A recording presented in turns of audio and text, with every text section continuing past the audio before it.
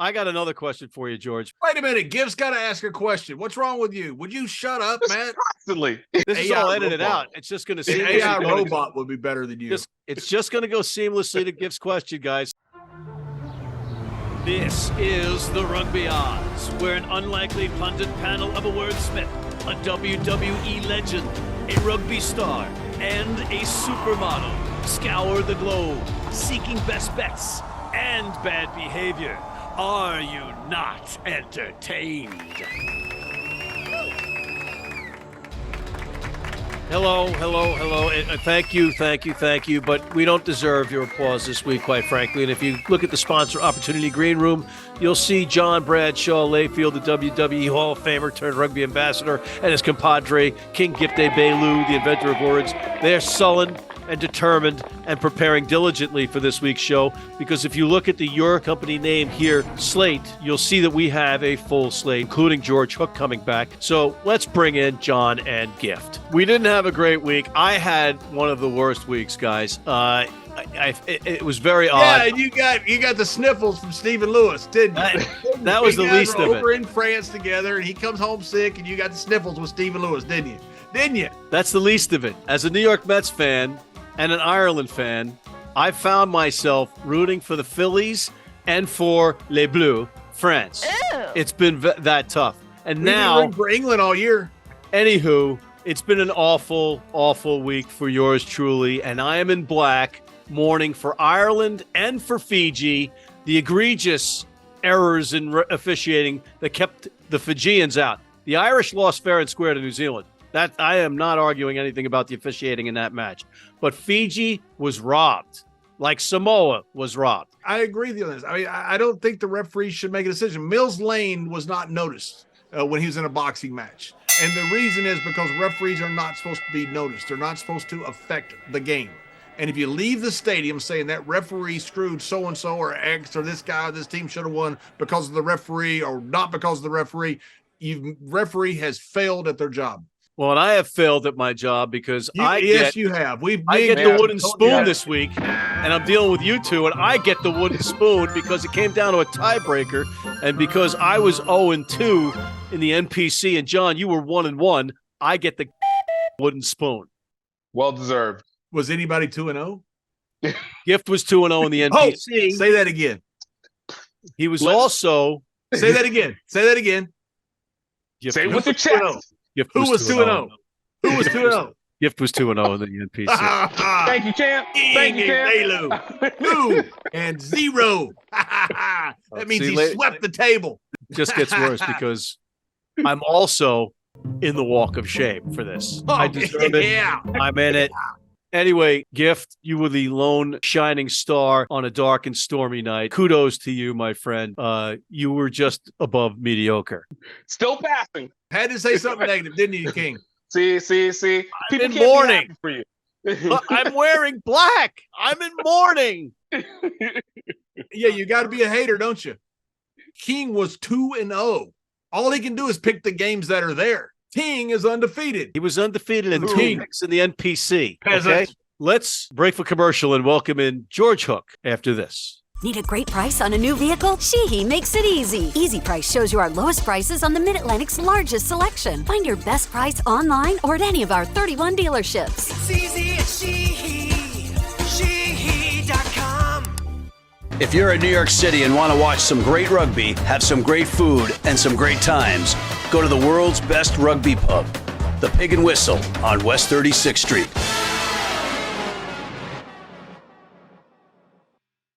John Bradshaw, Layfield Suggs. All right, Jesse Moore Suggs. And we are back, and we're back with George Hook. Before we get started with our What Have We Learned segment, were you surprised that Ireland lost to New Zealand? That's going to require my normal, succinct, but lengthy answer, all right? Since the beginning of September, every day, somebody here in Ireland says to me, George, are we going to win the World Cup? And my answer has been the same every time, and it has been short and to the point. We have never got past the quarterfinal in the history of this event. Wouldn't it be a good idea to get past the quarterfinal first? The second thing was, in the week build-up, I was astonished that the greatest rugby nation on earth, i.e. New Zealand, was being dismissed. And we were the favourites. Now, this actually, funny enough, I think, is generational.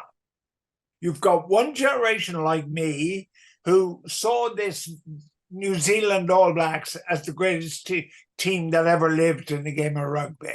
We never beat them. They were impossible. The British National Lions couldn't beat them. Ireland couldn't beat them. Nobody could beat them. Then there's another generation which hasn't seen Ireland really lose to them. We hockeyed them in Chicago. Then we went down to New Zealand and we won the series. So they think New Zealand are just your ordinary common or garden rugby team. And they are not. Was I surprised? No.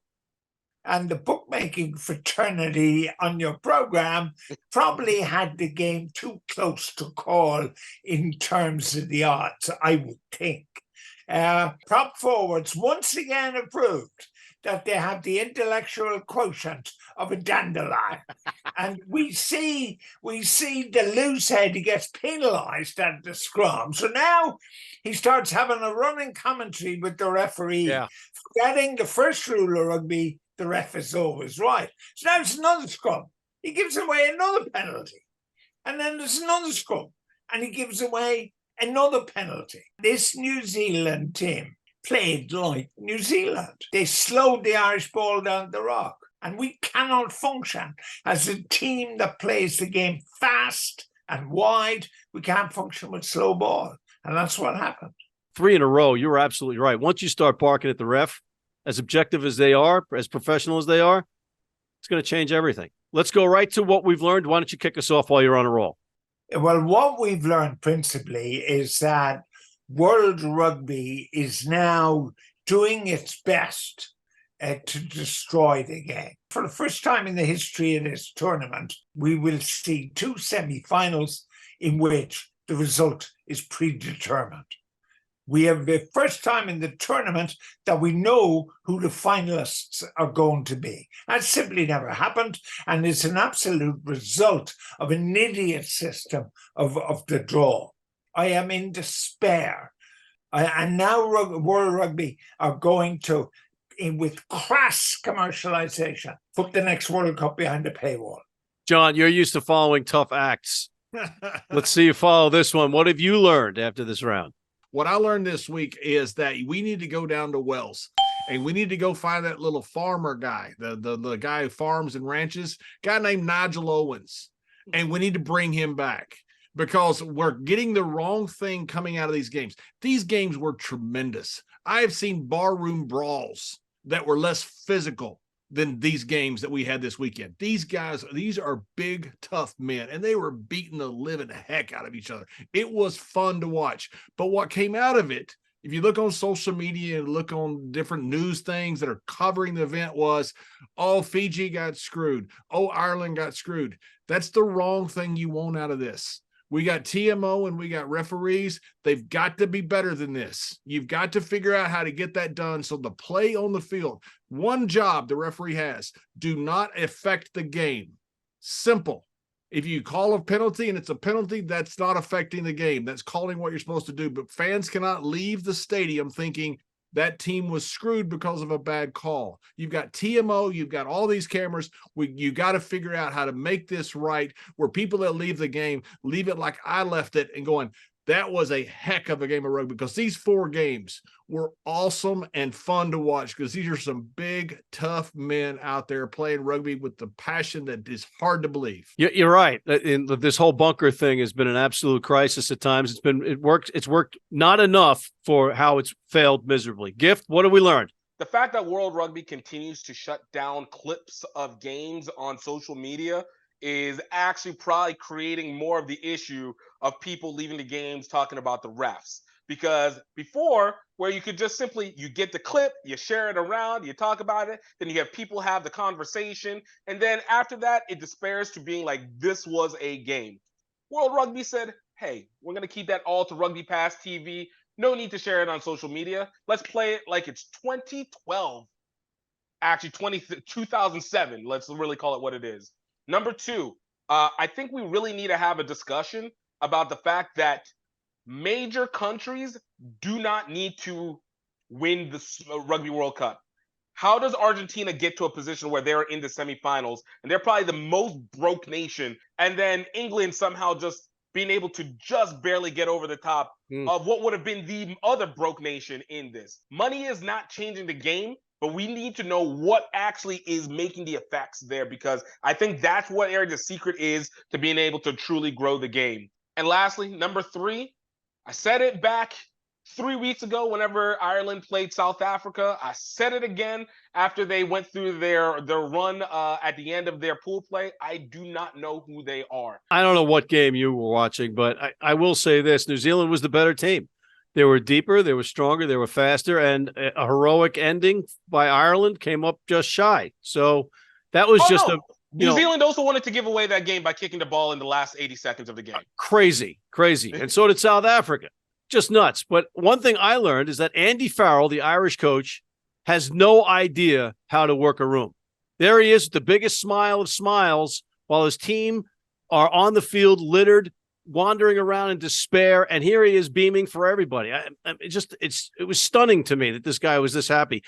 An English coach coaching an Irish team, facilitating an Irish exit. Conspiracy theorists, call me. So let's take a quick break, and we'll come back with questions for George after this.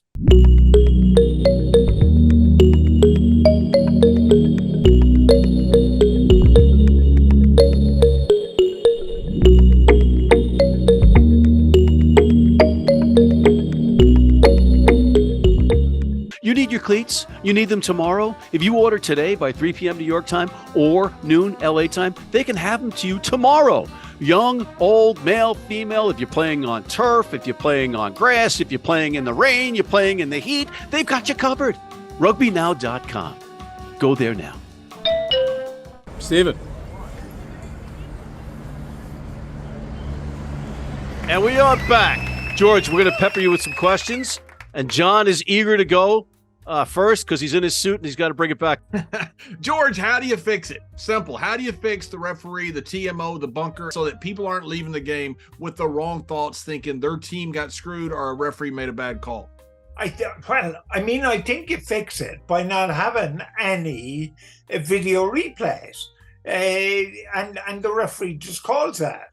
I mean, you probably weren't around in 1951 when Munster played South Africa, but Munster scored a perfectly valid try, which was deemed to be a forward pass by the chubby referee who was 25 yards behind the play. Now, I made a mistake.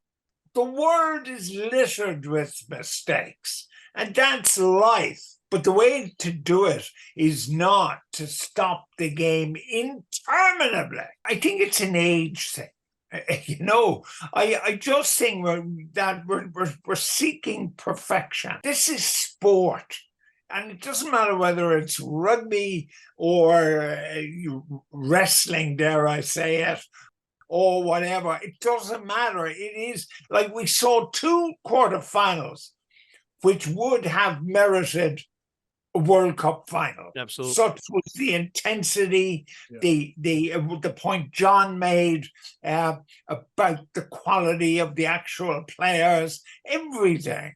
Like, I luxuriated in that. I just don't want the whole thing checked over and over again. But we are now, sadly, in a situation where everything is analyzed a million times. I don't know. All right. Is Andy Farrell out? And if he is, who should be his successor? Andy Farrell isn't out.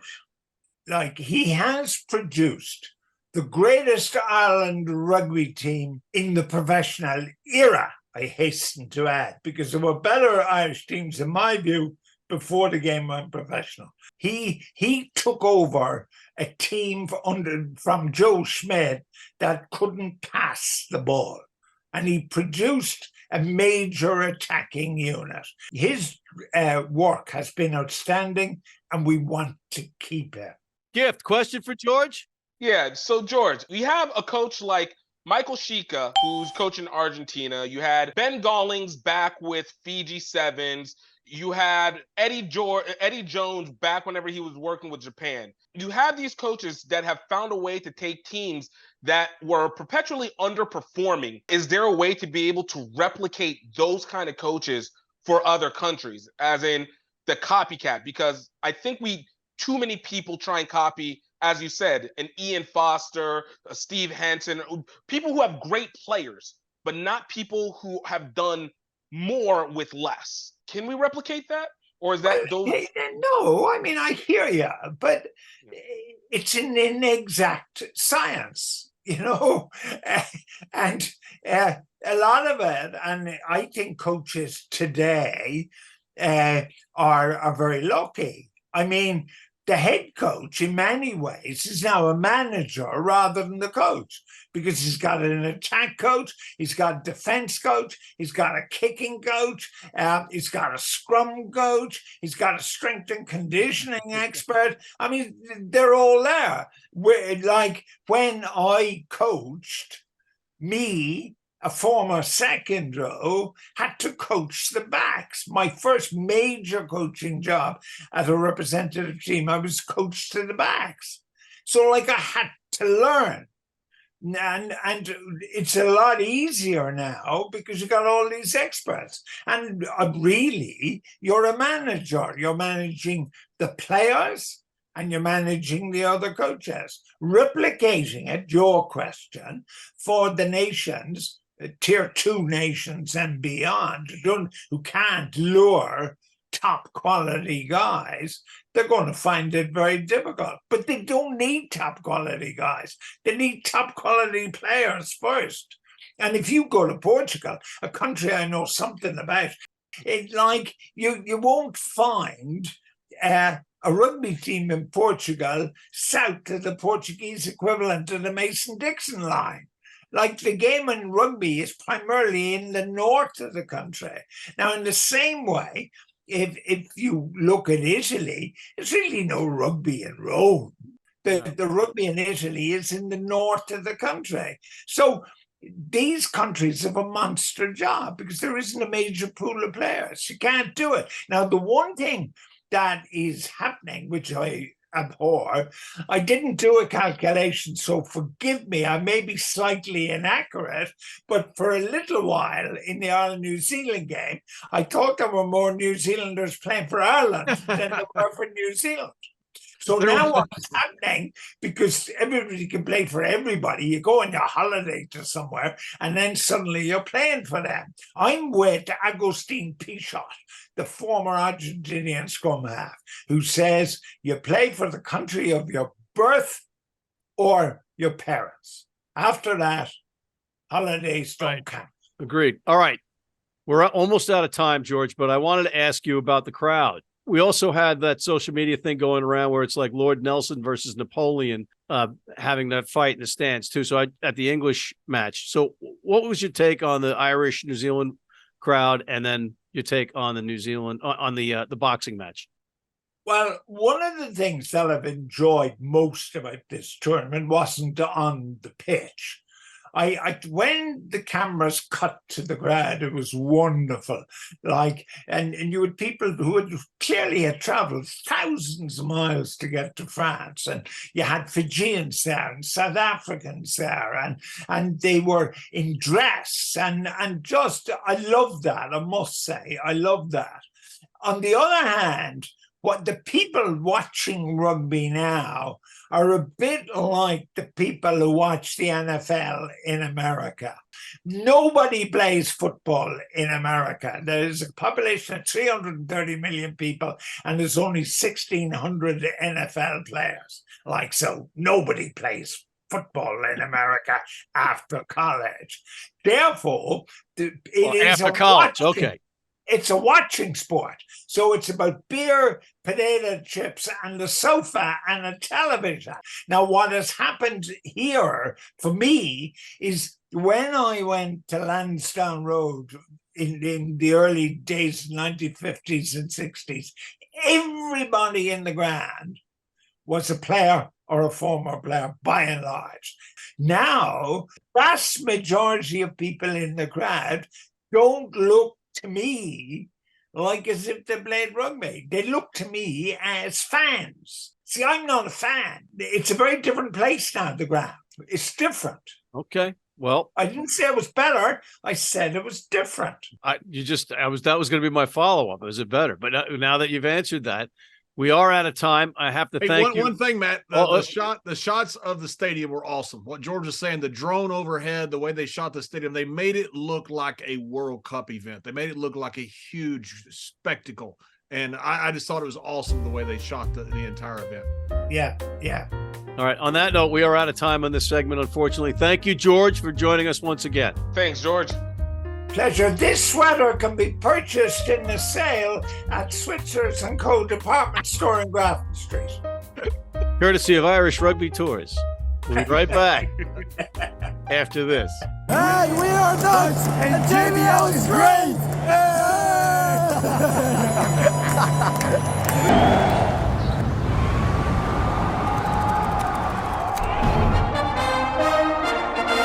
From New York City comes America's longest running and most popular rugby show. The biggest names in Major League Rugby, MLR highlights, and big match previews. Rugby Wrap-Up presents MLR Weekly, made in New York City. John Bradshaw Layfield sucks! And we're back with John Bradshaw Layfield, the WWE Hall of Famer turned rugby ambassador, and King Gift Egbelu, his compadre, the inventor of words, and yours truly, Matt Money McCarthy. All I do is make you money, ladies and It'd gentlemen. be cool if you turned to ash.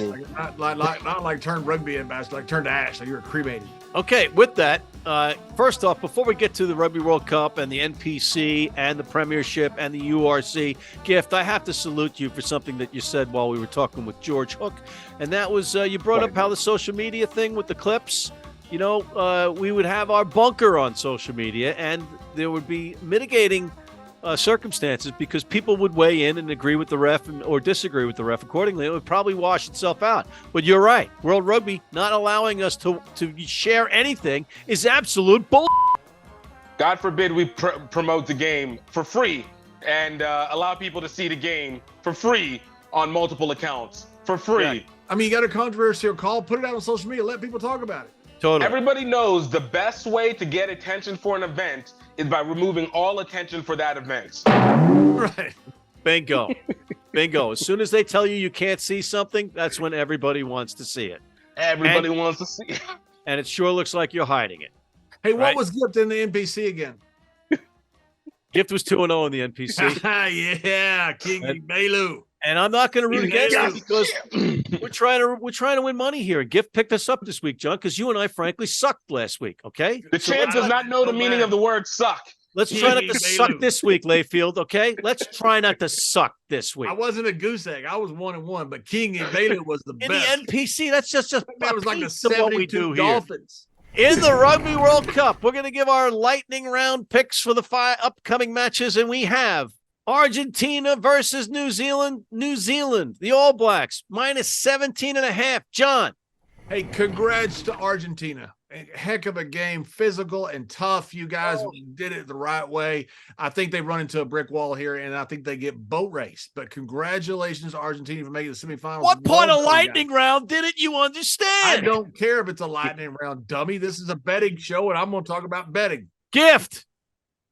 Man, I have voted against Argentina Oh. every single time.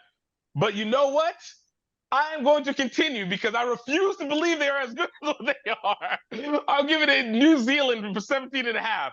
Because Matt, New Zealand. That's a lightning round. Next, England versus South Africa. South Africa favored by 13.5. John. I'm going to take the points and go with England. I don't think they win the game, but I think the pride of the English, they're going to play hard, and I believe England covers.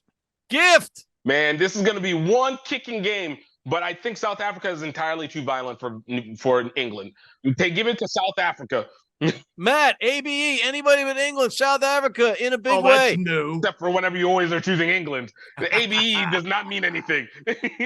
Going from Bam. the semifinals to a final across the globe in New Zealand in the NPC, the Bunnings NPC. We have Taranaki -3.5 versus Hawke's Bay. Gift, you were 2-0 last week. So let's start with John. John, who do you like? Hawke's Bay. Loser. Gift. You know what? I see now I have controversy with my pick. But Taranaki's been good to you this year. They have been. But you also picked Hawke's Bay correctly. So well, that was in rebellion to you telling me that I was going to lose. So, Bam. What are you picking? Taranaki. Ooh, should I be the contrarian? No, because this is a money show, and you don't bet with your heart. You bet with your head, and you bet with your wallet. And I am going with Taranaki. God, we're going to lose. Okay. I'm going to cast my bet right now. Coming back east, all the way back to England for the Premiership. And yes, they are in week 2, ladies and gentlemen. We've got some big matches without some key players. But who do you like in one match, John? Saracens is deep. I think Saracens wins on Saturday. Even though you got George, Mario, and Farrell playing with England, I'm going Saracens. Gifty? Leicester has to live in sadness right now because they don't have anybody representing them on the big stage, so they have to do something on the smaller one. Look, Leicester over Sale. I'm going to go with the Bristol Bears versus the Northampton Saints. The Bears getting 5.5. Let's go to the URC, the United Rugby Championship, kicking off its season. Some big matches there. John, who do you like? Munster. Sharks traveling all over South Africa. Nobody in South Africa is going to care about this game because they got this huge semifinal. Everybody's going to be watching, including the players. Pick Munster. I don't know. I'm torn. I'm torn between that one and the semifinal for the Rugby World Cup. Gift! Yo, look, everybody's celebrating hard right now. South Africa moves on to another semifinal for back-to-back Rugby World Cups, and the Stormers and the Lions are about to show what it means to really celebrate by trying to emulate their own heroes. But the Stormers will definitely keep picking up from where they left off from last year. Take this one to start the season off right, even though it's about as meaningless as top 14. All right, and I'm looking at the Leinster-Glasgow match. Both teams are banged up from the World Cup, but I think Leinster's deeper. And they got a chip on their shoulder, and they take care of Glasgow easily. Picks of the week. John. England is going to have scored a ton of points if they hope to stay in it with South Africa. I think they can score the points. I don't think they can beat them, but you never know. A lot of pride in the English. It's going to be a high-scoring game. Take the over. You are such a hypocrite. Gift. And why I believe that New Zealand is going to end up beating and really significantly beating Argentina like they've done every single rugby champion. I think halftime score is actually going to end up being much closer. Looking at it as a 15-10 halftime score. Argentina comes out blasting hard, but slows down with the depth. Great bet. I'm giving you 2. I like the over in the New Zealand versus Argentina match, and I like South Africa to decimate England. On that note, we are out of time. I want to thank John Bradshaw, Layfield, the WWE Hall of Famer turned rugby ambassador, King Gift Egbelu, the inventor of words, Mr. George Hook, the Irish rugby legend, and thank you for tuning in. Please check out our other shows, including MLR Weekly, the College Rugby Wrap-Up. Hit that subscribe button on YouTube. Sign up for our weekly newsletter, and please join our American Red Cross Blood Donor Team.